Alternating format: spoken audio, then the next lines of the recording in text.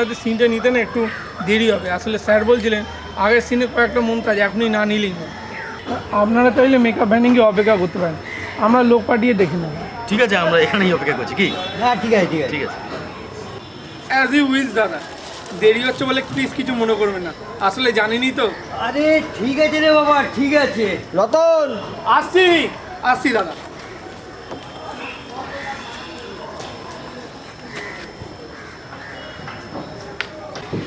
আচ্ছা, পঙ্কজদার খবর কিছু জানো? পঙ্কজদা মানে আমাদের প্রথম নাট্যগুরু পঙ্কজ পাল। ওনার কথাই বলছি। আসলে দীর্ঘদিন হয়ে গেল, ওনার আর কোনো খবর নেওয়া হয় না। আমিও ওনার কোনো খবর জানি না রে ভাই। আরে এদিকে যা কাজের চাপ, স্টুডিও ঢুকলে বাড়ি কখন ফিরবো তার ঠিক ঠিকানা থাকে না। হ্যাঁ, তুমি তো আবার একসঙ্গে তিনটে সিনেমার কন্ট্রাক্ট সাইন করে বসে আছো, এদিকে আবার দুটো সিরিয়াল চলছে। আরে ভাই, তোমারই বা কম কি? তা যা বলেছো, আসলে যার যা কাজ তাকে তো সেটা করতেই হবে। জীবন প্রভাতে কি আর ভেবেছিলুম যে অভিনেতা হব? বাপ ঠাকুরদার মতো হয়তো কলম পিষেই সংসার চলতো। পঙ্কজদা না থাকলে এক জীবনে অনেক জীবন সৃষ্টি করার এই যে আনন্দ, তা কি আর কপালে জুটতো? সত্যি রিহার্সাল রুমে ঘন্টার পর ঘন্টা ব্যয় করেছে আমাদের জন্য। এক একটা সিন তোলার জন্য কি অদম্য প্রয়াস, কি অসাধারণ জ্ঞান, কি অসাধারণ ধৈর্য শক্তি। কি করে দাঁড়াতে হয়, কি করে চলতে হয়, কি করে কথা বলতে হয়, সব কিছুই তো ওনার কাছ থেকে শেখা। নাটক পাগল বলতে যা বোঝায় আর কি। কিন্তু দেখো, নিজের জীবনে কিচ্ছুটি করে উঠতে পারলেন না। অন্যের পাড়া ডিমে তা দিয়ে বাচ্চা ফোটাতেই জীবন গেল। এই কাল তো সেকেন্ড সানডে, শুটিংও নেই, যাবি নাকি ওনার সঙ্গে দেখা করতে? তা দিতে পারি, কিন্তু কোথায় থাকেন এখন তা তো জানি না। মানে যেখানে থাকতেন সেখানে কি আর থাকেন এখনো? আরে যাবেন আর কোথায়, আর গেলেও খুঁজে নিতে কতক্ষণ।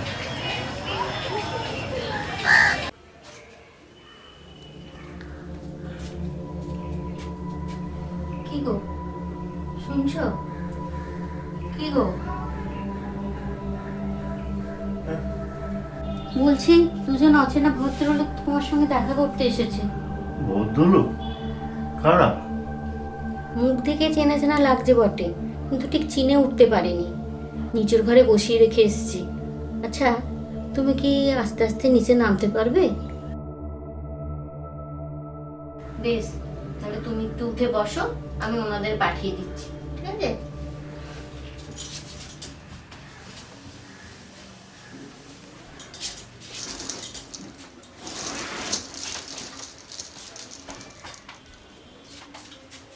ঠিক আছে, বসো তুমি। হ্যাঁ, আমি পাঠিয়ে দিচ্ছি।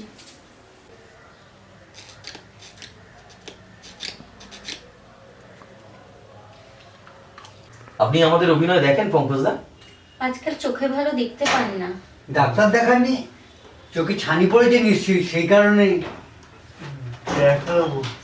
পঙ্কজদা, এটা আপনার জন্য এনেছি। আর বৌদি, এটা আপনার। একটা কথা জিজ্ঞাসা করব, কিরকম দাম হবে এটা? কেন পঙ্কজদা, মানে শালটা কি আপনার পছন্দ হয়নি? এ আবার তোমার কেমন কথা গো? উপহারের দাম আবার কেউ জানতে চায়? ঠিকই তো, ঠিকই তো।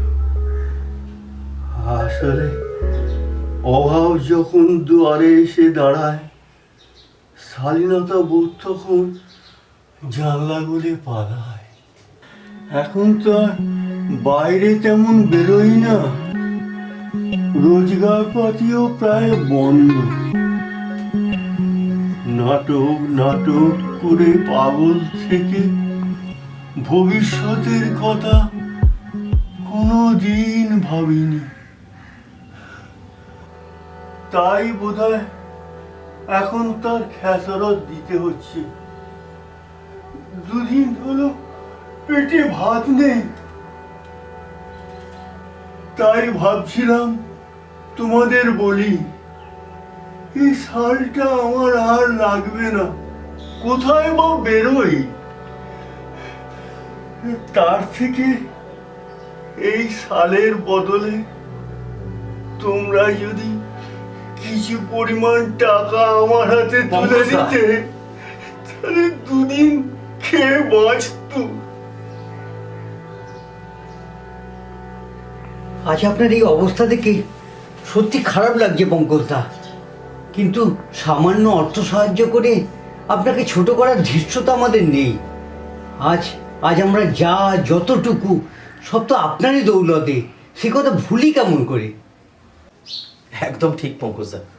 আর সেই জন্য আমাদের তরফ থেকে আপনাকে একটা প্রস্তাব দেব, রাখবেন?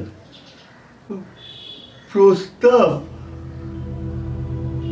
দেখুন, আসলে শুটিং করতে গিয়ে দেখেছি যে অনেকেই আজকাল এই প্রফেশনে আসছে বিনা প্রশিক্ষণে।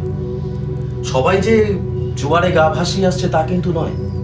তাদের অনেকেরই ইচ্ছা আছে শিল্পটাকে জানবার বুঝবার, কিন্তু প্রশিক্ষণ নেবার ক্ষমতা তাদের নেই। বড় বড় ইনস্টিটিউশনগুলো এত টাকা দাবি করে যে সেই টাকা দেবার ক্ষমতা তাদের একেবারেই নেই। তাই আমি বলছিলাম কি, আমি যদি তাদের কয়েকজনকে আপনার কাছে পাঠাই অভিনয় শেখাতে, সামান্য সাম্মানিকের বিনিময়ে আপনি যদি তাদের শেখান, মানে এতে ওদেরও উন্নতি হলো আর আপনারও। আবার আমি অভিনয় শেখাবো? আবার? কিন্তু সাম্মানিক নিয়ে তো কোনোদিন কাউকে শেখাইনি। যা করেছি শিল্পের প্রতি দায়বদ্ধতা আর আন্তরিকতা থেকেই করেছি। সাম্মানিক নেওয়ার অসুবিধা কি পঙ্কজদা? আপনার কাছ থেকে অভিনয় শিখে তারাও তো রোজগার করবে, আর সেই রোজগারের কিছু অংশ আপনি যদি সাম্মানিক হিসাবে পান, তাতে অসুবিধা কোথায়? ঠিকই তো, আপনি আর না করবেন না পঙ্কজদা। আচ্ছা দেখোই না, আপনারা যখন বলছেন অভিনয়ের মধ্যে থাকলে তুমি অনেক ভালো থাকবে। বেশ, তবে তাই হোক। নাটকের বইগুলোতে ধরে ধরেছি অনেক দিন, কিছু হয়তো ইঁদুরের পেটেও গেছে। একটু দেখো তো রেবা, সেকেন্ড রাউন্ড খেলার আগে নিজেরও তো একটু নেট প্র্যাকটিস করে নেওয়া দরকার নাকি? হ্যাঁ